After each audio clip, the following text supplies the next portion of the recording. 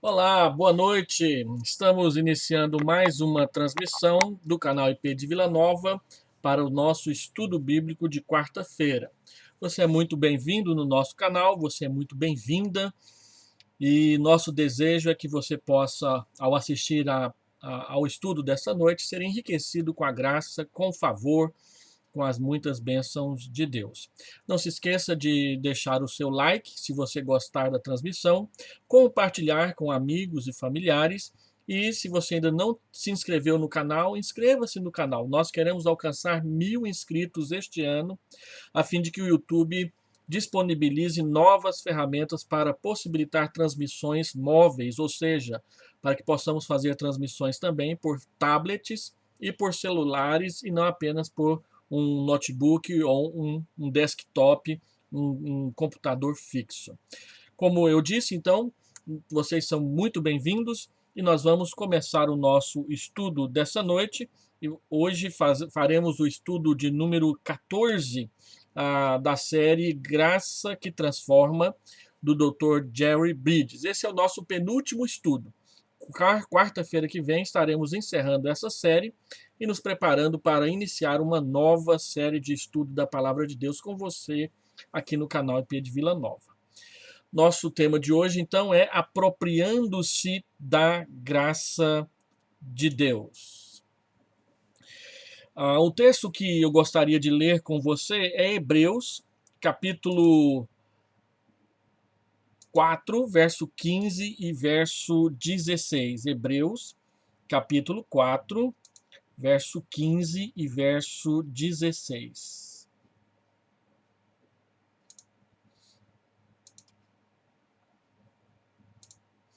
A palavra do Senhor diz assim: porque não temos sumo sacerdote que não possa compadecer-se das nossas fraquezas. Antes, foi ele tentado em todas as coisas à nossa semelhança, mas sem pecado.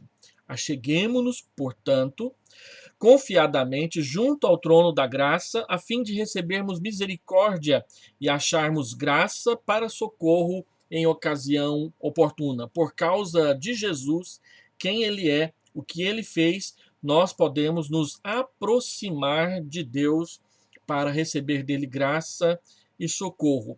Observe que o texto diz: acheguemo-nos, portanto, confiadamente, nós devemos nos aproximar com confiança e junto ao trono, bem próximo ao trono. A palavra achegar-se também tem o sentido de se aproximar o mais perto que você puder. Deus não quer que nós fiquemos de longe, com medo, tremendo ou achando que ele não irá nos receber. Ele nos quer bem próximos, o mais perto que nós pudermos nos aproximar do seu trono de graça. E a outra referência que eu gostaria de ler com os irmãos é João capítulo 12, verso 24. Em verdade vos digo, se o grão de trigo caindo na terra não morrer, fica ele só. Mas se morrer, produz muito fruto. Quando você planta sementes, elas precisam ser umedecidas e literalmente morrer para que o germe seja libertado e assim ela brote, cresça, floresça e frutifique ah, numa proporção muito maior do que aquela pequenina semente que foi lançada ao solo. Apropriar-se da graça é tomar posse da força divina que ele deixou disponível a nós por meio de Cristo. Existem ocasiões em que o Espírito Santo opera de modo soberano em nossa vida, sem levar em conta qualquer atividade da nossa parte. Todavia, o mais comum é que ele espera que nos apropriemos da sua graça. E para esse fim, ele nos deu 4 meios principais que nós precisamos conhecer e fazer uso deles. São eles: a oração, a palavra, a Bíblia Sagrada, a submissão à providência, a confiança de que Deus proverá, ele providencia o necessário para as nossas necessidades, e o ministério de outras pessoas que nos servirão e que nós também iremos servir dentro do corpo de Cristo, a fim de que a igreja possa crescer. Como eu disse agora há pouco, há momentos em que o Espírito Santo ele trabalha em nós sem que nós percebamos ou sem que nós façamos qualquer coisa para que ele resolva agir nas nossas vidas ou nos usar para agir na vida de outras pessoas. No entanto, o mais comum é o uso de meios para que nós possamos ah, conhecê-lo, ter comunhão com ele, manter comunhão com ele e também servir aos outros.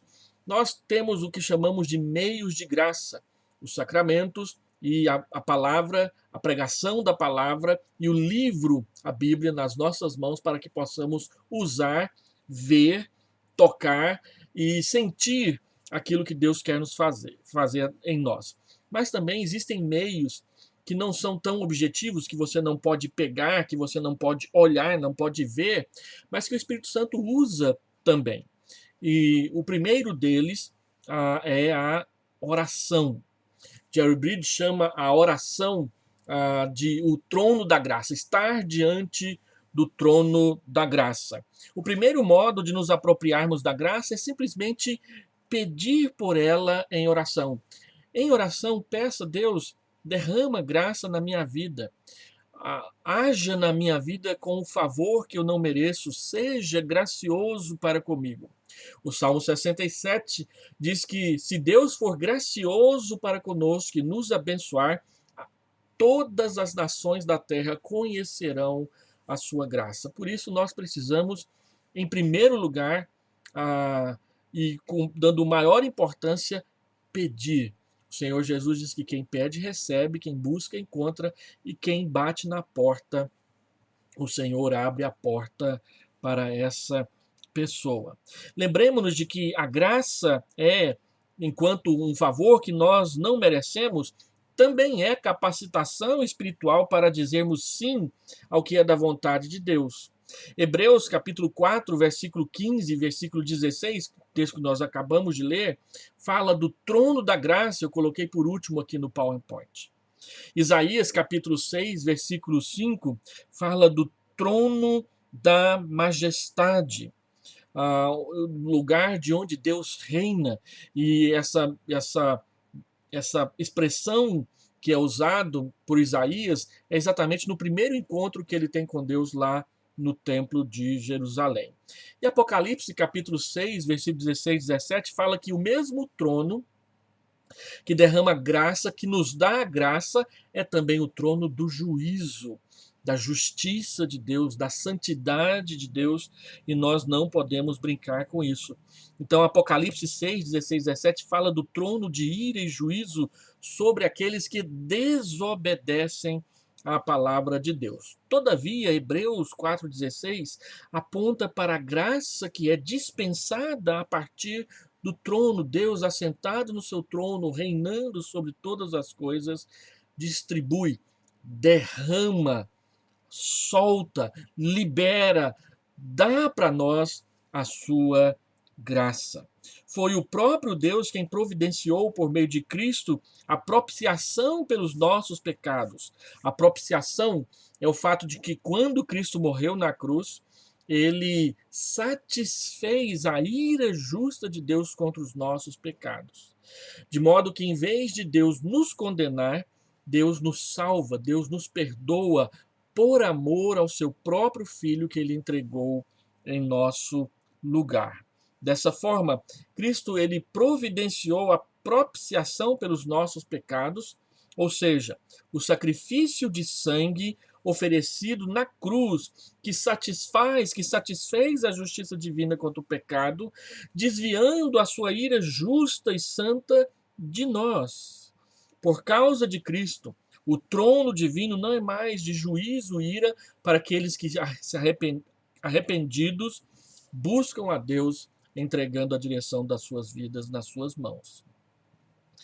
Aquele que é luz inacessível, diz 1 Timóteo capítulo 6, 16, nos convida a entrar no Santo dos Santos, aquele local mais no interior do tabernáculo lá do deserto, onde somente a Arca da Aliança ficava e o sumo sacerdote só poderia entrar uma única vez por ano, oferecer sacrifício primeiro pelos seus pecados, depois pelos pecados anuais do povo de Deus e então interceder. A Bíblia chama esse local de o Santo dos Santos, o santo lugar, do lado de fora, o pátio do tabernáculo, o santo lugar onde havia a mesa da proposição, o candelabro e o altar do incenso, e separado por um véu de cortina grossa, não um véu transparente, do lado de dentro, onde não havia nada de luz, apenas a arca da aliança, porque Deus é a luz e ele não se mistura com o mundo do pecado, no sentido de que ele convive com o pecado sem agir com a sua justiça. E eu estou falando isso porque Hebreus 4,16 diz que Cristo nos levou a entrar no Santo dos Santos para nos encontrarmos diante do trono de Deus, não para receber o juízo, mas para receber a graça, o favor que nós não merecemos. Isso está escrito em Hebreus capítulo 10, versículo 19 e versículo 20, que Jesus nos levou até o Santo dos Santos, o mais interior do tabernáculo. No Antigo Testamento, como eu disse, só o sumo sacerdote podia entrar nesse lugar. E ele tinha que entrar trazendo nas mãos sangue. Agora, todos os crentes podem se aproximar de Deus a qualquer momento por meio do sangue de Cristo, que já foi derramado uma única vez por todas, Hebreus 10, 19, a fim de que pudéssemos receber a graça e o socorro de Deus para as nossas vidas. Deus é o dono de toda a graça e que promete jamais nos deixar nem abandonar. Jesus nos conduz nessa aproximação e intercede continuamente por nós. Hebreus capítulo 7, versículo 24 e versículo 25 diz que ele o faz continuamente. Ele é capaz de compadecer-se de nossas fraquezas e socorrer-nos.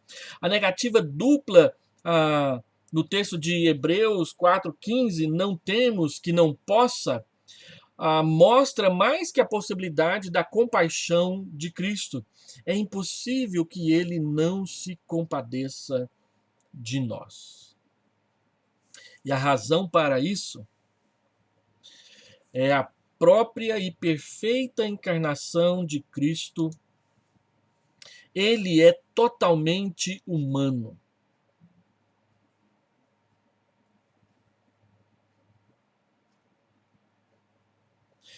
E sendo totalmente divino, ele veio até nós para nos salvar.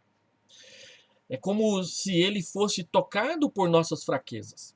Esse sentimento em Cristo não é uma suposição, mas a experiência real das tentações e aflições que assediam os seres humanos, pelas quais ele também foi assediado e atacado. Ele sofre conosco com aquele tipo de compaixão de quem já passou pelos mesmos caminhos antes. Ele realmente não passou por muitas experiências tristes, porque muitos de nós passamos, mas ele foi tentado em todas as coisas em que nós somos tentados também. Muitas vezes nos sentimos abandonados por Deus em nossas aflições e provações, e esse é o pior momento da provação.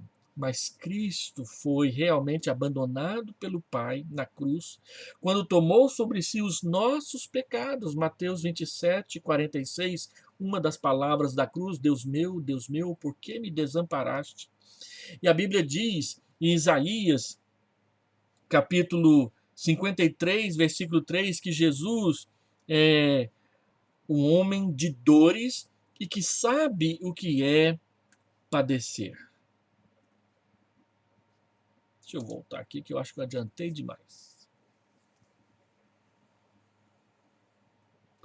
O objetivo da aproximação é receber a graça e a misericórdia de Deus. Graça é Deus dar-nos o que não merecemos. Misericórdia é Deus não nos dar o que nós merecemos. A misericórdia e a graça nos são dadas para que possamos suportar as aflições e sermos capacitados a lidar com elas.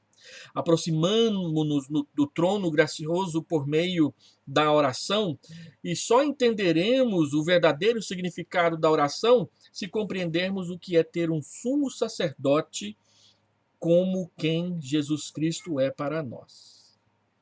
Ainda precisamos ir a Deus por seu intermédio e usufruir de sua intercessão mediadora constante a nosso favor.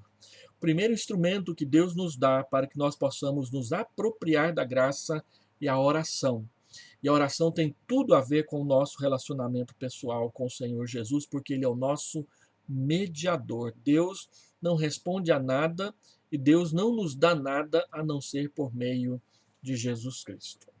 E agora sim, a próxima prancha, o segundo instrumento que Deus nos dá para que possamos nos apropriar da graça é a palavra da graça, a palavra que está contida e que compõe as Escrituras sagradas. Nós não entendemos exatamente como o Espírito Santo interage com o nosso espírito, mas sabemos que um dos instrumentos que ele usa para isso é a palavra, ou seja, ele traz à nossa mente, à nossa memória, à nossa lembrança, uma passagem bíblica específica, apropriada para a ocasião e a aplica. Por isso, a nossa insistência em que devemos ler a Bíblia cotidianamente, para que o Espírito Santo use daquilo que nós lemos e traga à nossa memória para nos conduzir por meio da sua palavra. Lâmpada para os pés é a tua palavra e luz para os meus caminhos. E isso pode acontecer de inúmeras maneiras. Quando você ouve um sermão, a exposição das Escrituras, quando você lê a Bíblia devocionalmente na sua casa, quando você assiste a um vídeo gravado, memorizado, ainda que seja há muitos anos atrás, nas plataformas da internet, ou um livro cristão que se propõe a explicar a Escritura Sagrada para nós, o conselho de um amigo que mostra como que determinado texto foi útil e eficiente na sua vida, para que você possa aplicar na sua vida também o seu ensinamento. A Bíblia, aliás, Atos capítulo 20, versículo 32, fala de os presbíteros serem encomendados ao Senhor e à palavra da sua graça, como o uso contínuo e diário das Escrituras para a sua edificação. Paulo, quando conversa com os presbíteros de Éfeso e os encomenda a palavra, é para que eles façam uso da palavra no pastoreio da igreja de Éfeso. Atos capítulo 20, verso 32. Precisamos nos lembrar de que a Bíblia não é um livro sobre Deus, mas é um livro que veio de Deus. Lembra de 2 Timóteo, capítulo 3, versículo 16? Toda a escritura é inspirada por Deus e útil para o ensino, para a educação, para a correção na justiça. Deus usa a escritura para mediar a sua graça a nós. E essa palavra, ela é a sua autorrevelação, e tudo que nela está escrito ensina o necessário para a salvação e para a santificação, a fim de que tenhamos e mantenhamos um relacionamento saudável, abençoado e vivo com o nosso Deus. Ela é a palavra da sua graça, diz o apóstolo Paulo em Atos 20, 32. Apropriar-se da palavra é apropriar-se da graça que ela transmite. Ler a palavra, memorizar a palavra, meditar na palavra, é pegar a graça nas mãos e trazer para dentro do coração, da mesma forma como você, com um garfo, com uma colher, pega o alimento e traz à sua boca para mastigar e depois ele trazer saúde para o seu corpo, para a sua vida. Também é importante sabermos que a Bíblia é mais do que um livro de como fazer, como educar os filhos, como andar com Deus, como ser abençoado. Ela nos revela quem é Deus e como nos relacionamos com Ele, especialmente para adorá-lo, como diz o Salmo 27, verso 4. O Senhor me acolherá na sua casa no seu átrio. A Bíblia é mais que verdade objetiva. Ela é alimento para a vida, não só de pão viverá o homem, mas de toda a palavra que procede da boca de Deus. Se você não lê a palavra, você não alimenta a sua fé. E isso é triste na vida de muitos irmãos. Deus usa a Escritura para mediar a sua graça a nós, pois ela é provisão da graça para nos ajudar no tempo da necessidade. Se quisermos nos apropriar da graça, precisamos nos expor regularmente, diretamente ao ensino das Escrituras. Não basta apenas ouvi-la, mas obedecê-la, guardá-la no coração para não pecar contra ti. Precisamos ter um plano regular de leitura das Escrituras, que falta na vida de muitos irmãos. Você tem um plano de leitura anual das Escrituras? Você segue uma linha?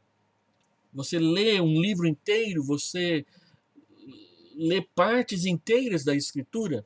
A palavra nos ensina que devemos ter um plano de leitura anual das Escrituras, porque precisamos, porque ela é a espada do Espírito que nós vamos usar nas nossas batalhas espirituais. E até coloquei aqui a fotografia de uma cimitarra, que é a famosa espada árabe da Idade Média.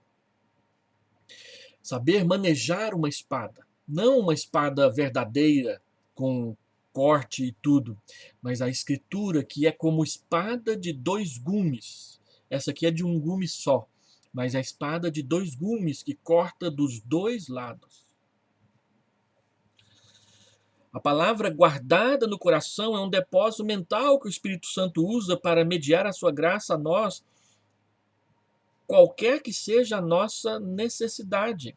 E nós precisamos lembrar que, como espada, a Escritura faz parte da armadura de Deus para a nossa proteção e para a nossa batalha espiritual, a fim de que possamos vencer no dia mau e permanecer inabaláveis, sem sermos feridos. A palavra, Paulo diz, quando ele fala sobre a espada do Espírito e da armadura, que nós precisamos tomar toda a armadura para usá-la, não só para tê-la em casa como instrumento de exposição, mas para usá-la. É nossa obrigação tomar a palavra nas mãos para utilizá-la. Ela não é nossa, é a espada do Espírito. Mas ele a coloca em nossas mãos para graciosamente nos beneficiarmos das suas bênçãos. É por isso que na teologia reformada a Escritura é tratada como um meio de graça.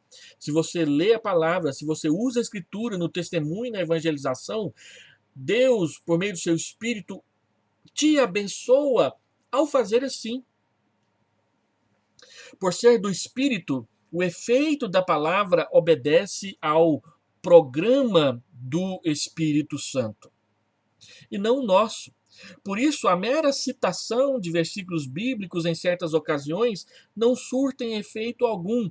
A Escritura nos ensina princípios de conduta que orientam nossas ações e não que nos ofereçam bênçãos automáticas, porque o seu alvo, o papel primordial da Escritura é a nossa santificação, é fazer com que cada dia sejamos mais parecidos com Deus.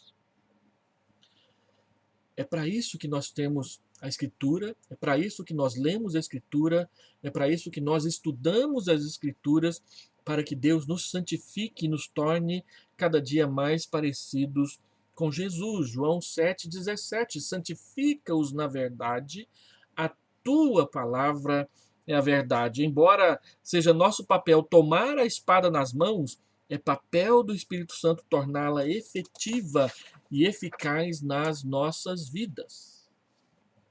Terceiro instrumento, a providência, que redunda e que implica em submissão a Deus. Deus dá graça àqueles que são humildes. Está escrito em 1 Pedro, capítulo 5, versículo 5 e versículo 6. A nossa tendência natural é não aceitarmos a providência divina, mas resistirmos a ela com murmurações, preocupações, reclamações, ansiedades, até mesmo com rebeldia declarada. Isso tudo é soberba, irmãos. E Deus resiste aos soberbos. Todavia, só nos humilharemos sob a poderosa mão de Deus quando entendermos que Ele de fato governa soberanamente todas as coisas, sobre todas as circunstâncias, boas ou ruins de nossa vida, tal como Jó e José aprenderam nas suas vidas, conforme a Escritura nos ensina no livro de Jó e no livro de Gênesis. Então, esses dois exemplos são importantes para nós: o exemplo de Jó e o exemplo de José. Sabemos que Jó perdeu tudo o que tinha num só dia, inclusive todos os seus filhos. Depois ele foi acometido por feridas doloridas por todo o seu corpo. A palavra nos diz que Jó, porém, permaneceu firme em sua fé. Jó capítulo 1, versículo 21 e Jó capítulo 2, versículo 10. O autor bíblico mostrou a ação maldosa de Satanás contra Jó, mas no final apontou para o fato de que nem Satanás poderia ter feito qualquer coisa contra Jó sem a permissão de Deus. Nada nos acontecerá sem a permissão de Deus. O outro exemplo, José, foi vendido por seus próprios irmãos para a escravidão no Egito. Depois o próprio José os informou que sua atitude cruel cumprira a vontade de Deus para a sua vida e para a preservação de todos. Gênesis capítulo 45, versículo 8. A graça divina nos leva a crer e entender que até os pecados mais odientos e odiosos das pessoas são usados por Deus para o nosso bem. Até mesmo as obras ruins que são praticadas contra nós, quando e enquanto estivermos em obediência a Deus, elas acabam cumprindo a vontade de Deus, trazendo tristeza, trazendo angústia, trazendo aflição, mas depois mostrando o favor glorioso do Pai e o quanto Ele nos preservou ao atravessar todo o processo da tribulação, da angústia e da aflição. Nós precisamos aprender a ver a mão de Deus atrás de todas as coisas.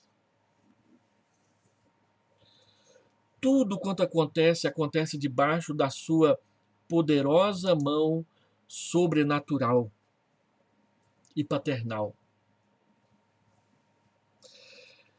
Hebreus capítulo 12 nos informa que Deus disciplina os seus filhos para que eles cresçam, para aproveitamento é a linguagem de Hebreus 12. Disciplina positiva e corretiva juntas, pois é a prova do amor encorajador divino, Hebreus 12, 5 e 6.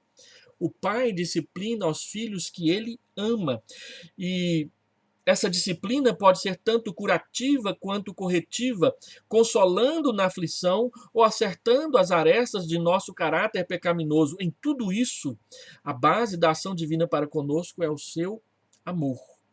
É difícil ver a mão de Deus nas adversidades porque acreditamos equivocadamente que com o mundo que o maior bem dessa vida é a felicidade. Entretanto, a santidade é um bem muito maior que a felicidade para Deus. Deus quer produzir santidade acima e antes de felicidade nas nossas vidas. Sua preocupação primordial é o nosso bem eterno, não o nosso bem temporal. Todas as circunstâncias que vivemos é para Deus nos tornar participantes da sua santidade. Então, a grande questão em si não é o reconhecimento da soberania, sobretudo, e o seu amor paternal conduzindo tudo isso, mas a grande questão é submeter-se a essa soberania e a esse amor paternal. Durante o sofrimento, a única forma de identificar e apreciar a graça de Deus é submetendo-se a ela. Deus dá graça Deus dá a graça somente aos humildes, aqueles que se humilham na sua presença, perante os outros e principalmente perante Ele, como no verso do hino cristão antigo que eu quero ler para os irmãos aqui. Ele diz assim: Senhor, estou disposto a receber o que me dás, a carecer do que seguras, a abrir mão do que me tiras, a sofrer o que me aplicas, a ser o que de mim requeres. Você está disposto a fazer também essa oração ou cantar esse hino cristão muito, muito antigo mesmo? A submissão precisa acontecer na fé de que ele, no devido tempo, nos exaltará. E quando a Escritura fala do devido tempo, o devido tempo é depois que a adversidade tiver cumprido o seu papel divino em nossas vidas, pois o Senhor não rejeitará para sempre. Lamentações 3, 31 a 33.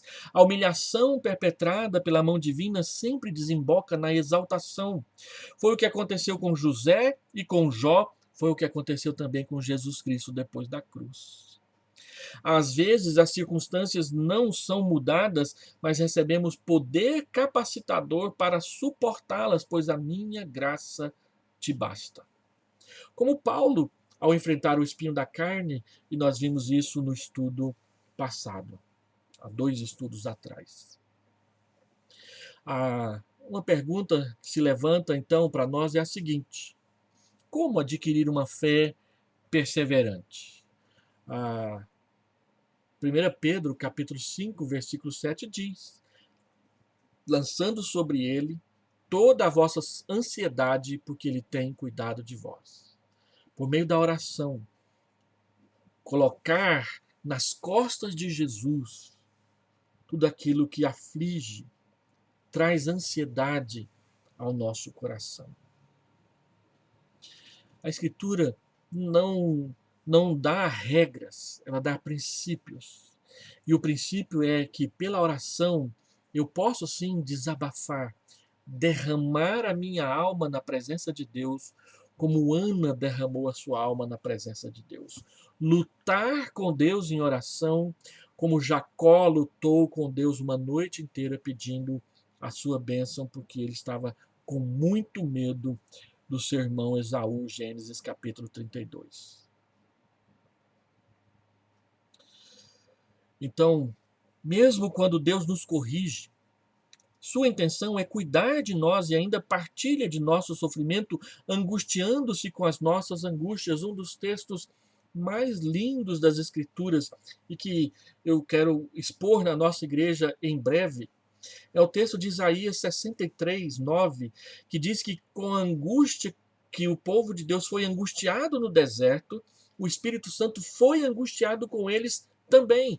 Deus, quando castigou Israel para andar 40 anos no deserto, não os abandonou lá, andou com eles todos os dias, com coluna de fogo à noite, com coluna de nuvem durante o dia, dando o maná, não permitindo enfermidade, não permitindo que as roupas estragassem ou envelhecessem, protegendo durante a noite, protegendo durante o dia, protegendo do calor, protegendo da sede, protegendo da fome.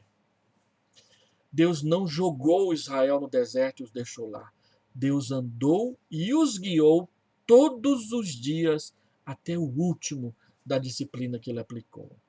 E Isaías diz que nesse processo de Deus acompanhar o povo, liderar o povo, Deus se angustiava com as angústias dele, o Espírito de Deus se angustiava com as angústias dele.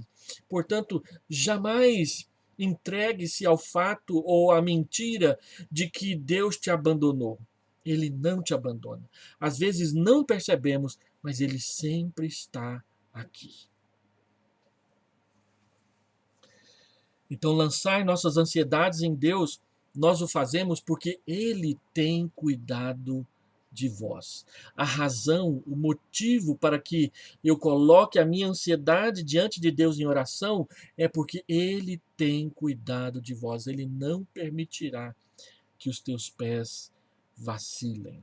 Ele tem cuidado de nós. Quarto instrumento e o último, o ministério de outros irmãos, os ministros da graça. Deus ordenou que no corpo de Cristo os membros cooperassem com igual cuidado uns com os outros. 1 Coríntios 12, 25. A reciprocidade é que nos faz ser canais da graça uns para os outros. Gostamos de falar que servimos aos outros. Quantas vezes eu ouço isso o tempo todo? Mas temos muita dificuldade em deixar que os outros ministrem a nós e nos sirvam. Nós sempre inventamos aquela história de que não queremos dar trabalho, e nem sempre não é o fato de que não queremos dar trabalho, é vergonha, é não querer dar o braço a torcer de que precisa de ajuda. O fato é que nós precisamos de ajuda. Todos nós, cada um de nós, precisa de ajuda. E nós queremos muito receber o elogio porque ajudamos, mas não queremos receber a palavra de conforto quando nós precisamos de ajuda, ou a chamada a uma tomada de posição quando estamos paralisados, sem ação, por causa de medo, por causa de angústia, por causa de tribulação, por causa de que tudo desmoronou ao nosso redor, e não sabemos o que fazer, e às vezes nós simplesmente não aceitamos a ajuda graciosa do outro que não quer tirar proveito, mas quer simplesmente ajudar. Para nós, reconhecer que temos problemas é sinal de fraqueza. Ao invés disso, queremos aparentar que temos a vida sob controle. Quando mais relutamos em aceitar que precisamos dos outros, é quando mais precisamos da ação da graça no nosso caráter. A Bíblia nos incentiva a termos a termos e a pertencermos a um pequeno grupo de amigos perante os quais possamos ser transparentes e vulneráveis. Nesse grupo inclui-se o cônjuge, para quem é casado. Lembremos-nos de que a relação conjugal é mais profunda que uma amizade excelente. A esposa é mais que amiga, mas não é menos que amiga. Pois é uma relação de total intimidade, os dois são uma só carne. Muitos cremos equivocadamente que a iniciativa do auxílio mútuo deve ser de alguém de quem vai ministrar, mas se não reconhecermos a nossa necessidade de ajuda, como o outro saberá para poder ajudar? Isso então levanta uma outra questão. O que nós podemos pedir quando precisamos de ajuda? Podemos pedir apoio em oração. Esse é o mais fácil e é o que mais comumente nós fazemos. Mas nós também podemos aceitar ajuda para aceitar e aplicar as Escrituras às nossas necessidades específicas. Ver alguém dizer, olha, a Bíblia diz isso e você não pode desobedecer. Às vezes nós desobedecemos, mas quando alguém diz a força do mandamento, nós perseveramos, porque alguém nos ajudou. Terceiro, aceitar conselho para ver a necessidade numa perspectiva correta e mais objetiva e sem exageros. Quantas vezes uma visão que vem de fora nos ajuda a encontrar também a porta de saída do problema? E a Bíblia diz, aconselhai-vos mutuamente, usando inclusive as Escrituras. Habite em vós ricamente a palavra de Cristo. Instruí-vos e aconselhai-vos mutuamente uns aos outros. Então, são 4 elementos: a oração, as Escrituras, o ministério de outros e a submissão à providência de Deus, não necessariamente nessa ordem que eu me lembrei aqui agora. Que aplicações nós podemos fazer desses 4 instrumentos que Deus nos dá para nos apropriarmos da graça? Lembrando que nós devemos aprender a mutualidade, servir uns aos outros, orar uns pelos outros, aconselhar uns aos outros, cuidar uns dos outros e muito mais. Então, voltando-se para as aplicações, precisamos nos lembrar de que se Deus nos autoriza a aproximar-nos dele, então devemos nos aproximar sempre que precisarmos. Aprenda a orar durante a tentação, quando tudo estiver bem, quando tudo estiver escuro e difícil, quando você só enxergar trevas, peça, Deus derrama luz das minhas trevas, como Davi faz nos Salmos. Aprenda a orar e busque perseverar nas suas orações, orando persistentemente uns pelos outros em momentos de necessidade. Aprenda a orar. A Bíblia não se preocupa em como nós vamos orar, se em voz alta, se em voz baixa, se no templo, se sozinhos, se em pequenos grupos, se em pé, se deitados, se de joelhos. Alguém diz que de joelhos é melhor. Mas a Escritura se empenha muito em falar sobre aprender a orar, separar o tempo, aproveitar a oportunidade, buscar a face de Deus na oração. Segunda aplicação. Quem quiser fazer a vontade de Deus precisará conhecer a doutrina, João 7,17. Toda a Escritura é inspirada por Deus e útil para o ensino, para a repreensão, para a correção e para a instrução na justiça. Com qual objetivo? Para que o homem de Deus, a mulher de Deus, seja apto e plenamente preparado para toda boa obra. Logo, é preciso que tomemos decisões práticas quanto ao estudo, leitura e memorização das Escrituras. Como você lê a Bíblia? Que tempo você separa para estudar a Bíblia? Quais são os auxílios que você usa para aprender? Você separa tempo para memorizar as Escrituras? Você conhece capítulos inteiros da Bíblia de cor? Parágrafos inteiros da Bíblia de cor? Não, pastor. Alguns versículos. Você precisa de mais. Você precisa aprender mais para que não seja uma presa fácil no dia da batalha. Terceira aplicação.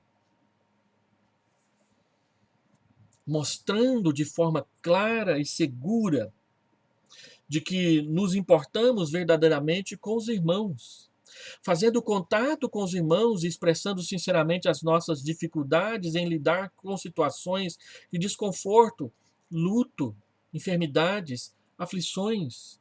Não tenha vergonha de dizer para o seu irmão: não sei o que te dizer nesse momento de luto. Não tenha medo de ficar sem graça perto de um irmão que está enfermo, acamado e sentindo dor. Não se sinta inútil quando o seu irmão ou sua irmã se aproximar de você aflito. Ore. Simplesmente esteja com ele.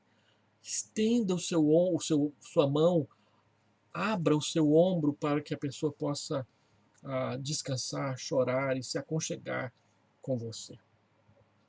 Não fazendo contato somente quando nos encontramos na igreja, mas especialmente de forma propositada, criando outras ocasiões para isso. Nós estamos em pandemia, os encontros físicos e presenciais estão limitados, mas isso não nos impede de encontrar uma forma de ver, de falar com os irmãos. É por isso que eu tenho preferido ultimamente fazer videoligação em vez de simplesmente ligar o celular.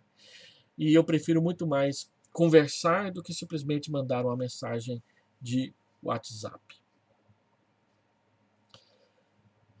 Crie situações e separe tempo. Quando for possível voltarmos a nos encontrar num novo modo de vida que estamos aprendendo agora com essa pandemia, vamos usar esses ensinamentos para o bem uns dos outros.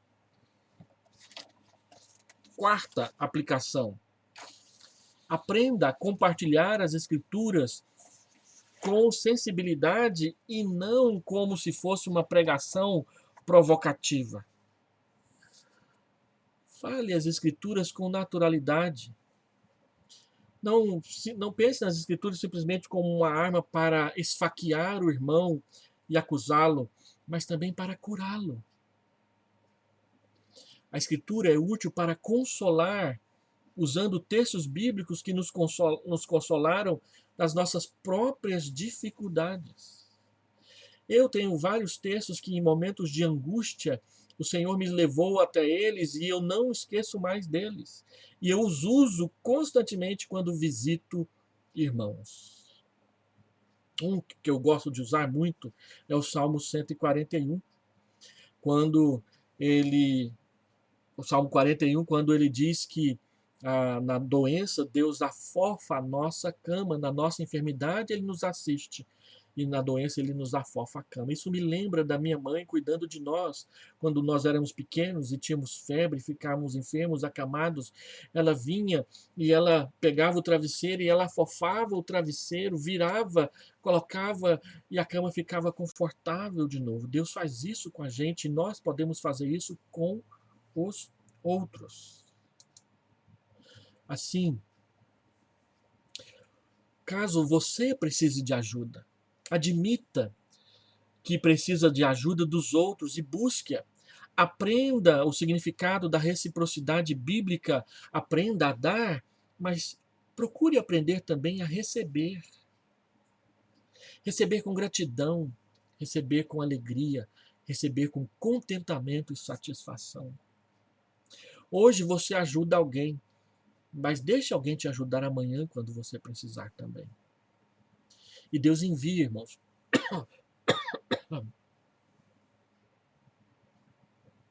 Deus envia pessoas. E elas sempre chegam nas horas que a gente mais precisava. Peça a Deus que te dirija a pessoas específicas com as quais poderá desenvolver relacionamento mútuo a fim de pedir ajuda. Interceda por elas e convide-as para um encontro informal com mais frequência, onde e quando vocês possam conversar abertamente sobre os problemas que os afligem. E por último, não se surpreenda se Deus fizer algo inesperado e compartilhe a sua vida, não somente as suas lutas. Abra-se, seja vulnerável, seja receptível.